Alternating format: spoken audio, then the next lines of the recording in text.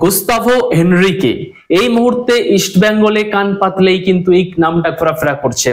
তো ইস্ট বেঙ্গলে আসার সম্ভাবনা গুস্তাভো হেনরিকের কতটা, কেই বা এই গুস্তাভো হেনরিকে, পুরোটা জেনে নিই চলুন।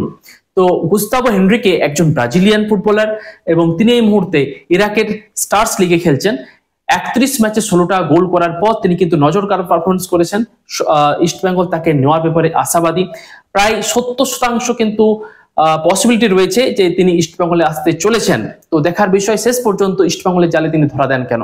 তো তার সম্পর্কে বলি তাহলে প্রায় 4 কোটি টাকা মূল্য রয়েছে তার, বাজার মূল্য, এবং তিনি যেহেতু এই মরশুমে তার চুক্তি শেষ হচ্ছে, তো তিনি কিন্তু ফ্রি প্লেয়ার হিসেবে তাকে নেওয়া যেতে পারে।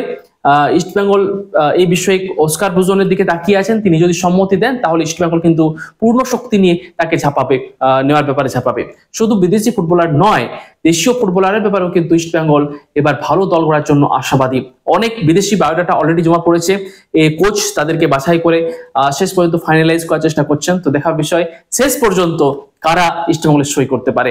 কিন্তু গুস্তাভো হেনরিকে যদি আসেন তাহলে ইস্টবেঙ্গলের শক্তিশালী যে একটা ফরওয়ার্ড লাইন পাবে এটা বলাই বাহুল্য। তো দেখা যাক কি হয়।